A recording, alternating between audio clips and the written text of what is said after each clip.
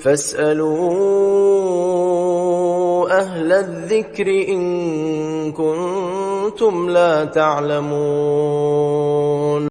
إن الحمد لله نحمده ونستعينه ونستغفره ونعوذ بالله من شرور أنفسنا وسيئات أعمالنا من يهده الله فلا مضل له ومن يضلل فلا هادي له وأشهد أن لا إله إلا الله وحده لا شريك له وأشهد أن محمدا عبده ورسوله يا أيها الذين آمنوا اتقوا الله حق تقاته ولا تموتن إلا وأنتم مسلمون يا أيها الناس اتقوا ربكم الذي خلقكم من نفس واحدة وخلق منها زوجها وبث منهما رجالا كثيرا ونساء واتقوا الله الذي تساءلون به والأرحام إن الله كان عليكم رقيبا يا أيها الذين آمنوا اتقوا الله وقولوا قولا سديدا يصلح لكم أعمالكم ويغفر لكم ذنوبكم ومن يطع الله ورسوله فقد فاز فوزا عظيما أما بعد فإن أصدق الحديث كتاب الله وخير الهدي هدي محمد صلى الله عليه وعلى آله وسلم وشر الأمور محدثاتها فإن كل محدثة بدعة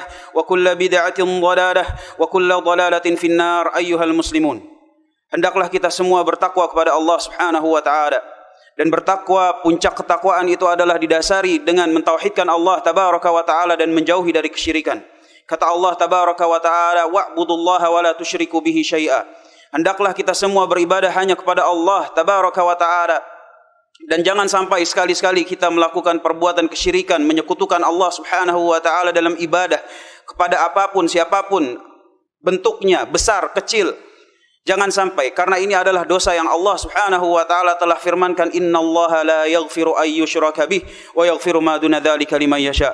Karena kesyirikan itu adalah penghilang bukan hanya ketakwaan, bahkan seluruh pangkal agama dari seseorang bisa hilang dengan melakukan kesyirikan kepada Allah Subhanahu wa taala. Oleh karena itu penting bagi kita untuk terus memupuk dan menguatkan aqidatut tauhid dan menjauhkan dari segala jenis kesyirikan dan jalan-jalan menujunya.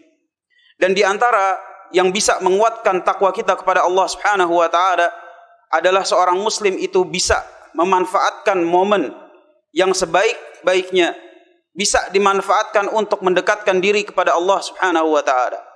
Dan kita sama-sama mengetahui bahwa sekarang kita masih ada di momen pandemi, di mana pandemi ini bukan baru saja terjadi.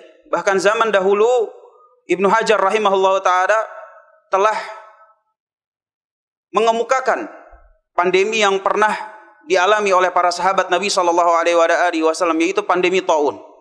Dan Ibnu Hajar mengemukakan ada beberapa faedah atau nilai yang bisa dimanfaatkan oleh seorang muslim dari terjadinya pandemi. Kata Ibnu Hajar rahimahullah ta'ala, ada 4 keuntungan atau faedah yang bisa kita ambil dari terjadinya pandemi. Yang pertama itu adalah taksirul amal, yaitu memperpendek angan-angan. Memperpendek angan-angan, kenapa? Agar kita sadar bahwa dunia ini dibanding akhirat itu hanya sebentar. Kata Allah Subhanahu wa taala, fi yaumin kana miqdaruhu alfasanatin mimma ta'udun, bahwa satu hari di akhirat itu layaknya 1000 tahun di bumi. Sehingga bagi kita yang normalnya itu hidup mungkin sekitar 60 tahun, 63 tahun, 65 tahun, sebenarnya jatah kita hidup di bumi itu cuma 1,5 jam waktu akhirat. Sehingga dengan terjadinya pandemi, hendaklah kita sadar bahwa di dunia ini cuma sebentar.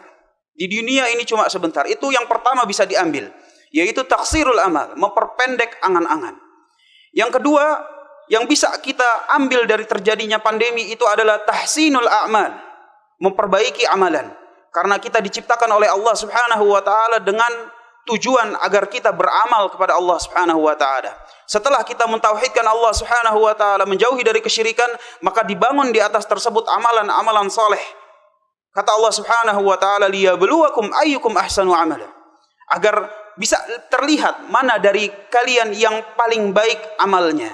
Maka ini merupakan nilai kedua yang bisa kita ambil dari terjadinya pandemi. Nilai yang ketiga disebutkan Ibnu Hajar rahimahullah taala itu adalah dengan wal yaqadhah anil ghaflah, agar kita semua itu sadar dari bagaimana kita lalai dalam beribadah kepada Allah Subhanahu wa taala, lalai dari agama, lalai dari menuntut ilmu yang wajib bagi kita untuk mengetahuinya dari agama Allah Subhanahu wa taala.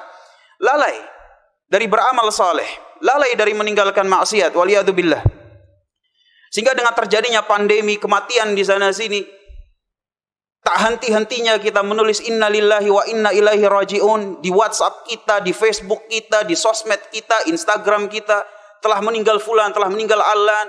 Belum lagi kita dengar si fulan masih isolasi di rumah sakit dan lain macam sebagainya.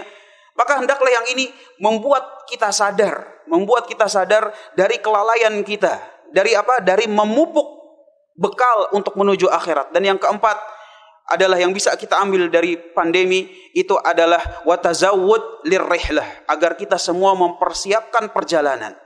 Karena kita semua berada dalam perjalanan. Kita harus sadar atas hal tersebut. Innaka kadihun ila rabbika kadhan famulaqih. Kata Allah tabaraka wa taala, seluruh dari kita itu berada dalam perjalanan menuju Allah tabaraka wa taala, dan di akhir perjalanan kita akan bertemu dengan Allah subhanahu wa taala. Dan kalau sudah bertemu Allah subhanahu wa taala, kita akan ditanya. Dan barang siapa yang tahu kalau kita nanti akan ditanya oleh Allah subhanahu wa taala, maka hendaklah dia siapkan jawabannya. Hada barakallahu li wa lakum fil Qur'anil azim wa nafa'ani wa iyyakum bima fihi minal ayati wa dzikril hakim wa taqabbala minni wa minkum tilawatahu innahu huwas samiul alim.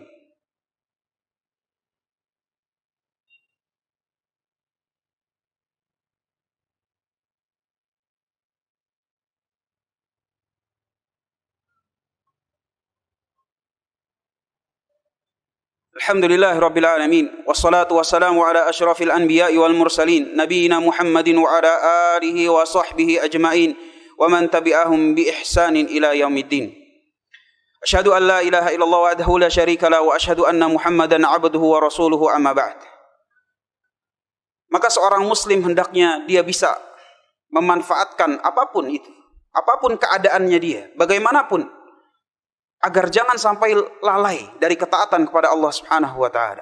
Bagaimanapun sempitnya dunia ini, bagaimanapun keadaan kita, tugas kita di dunia ini adalah sebagai hamba Allah tabaraka wa ta'ala.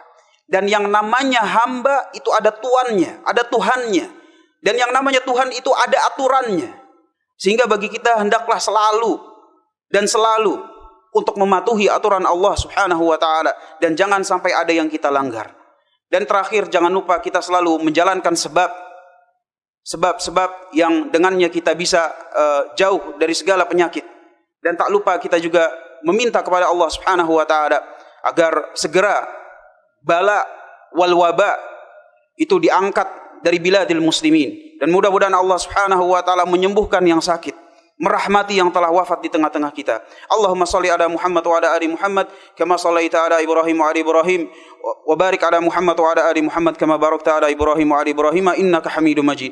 Allahumma ighfir lil muslimina wal muslimat wal mu'minina wal mu'minat al ahya'i minhum wal amwat innaka sami'un qaribun mujibu da'wat wa ya qadiyal hajat. Allahumma shfi mardana warham mautana wa mautal muslimin ya rabbal alamin. Allahumma irfa' 'anna al bala wal baba ya arhamar rahimin. Allahumma rabbana atina fid dunya hasanah wa fil akhirati hasanah wa qina adzaban nar. Wa sallallahu ala nabiyyina Muhammadin wa ala alihi wa sahbihi wa sallam walhamdulillahi rabbil alamin. فاسألوا أهل الذكر إن كنتم لا تعلمون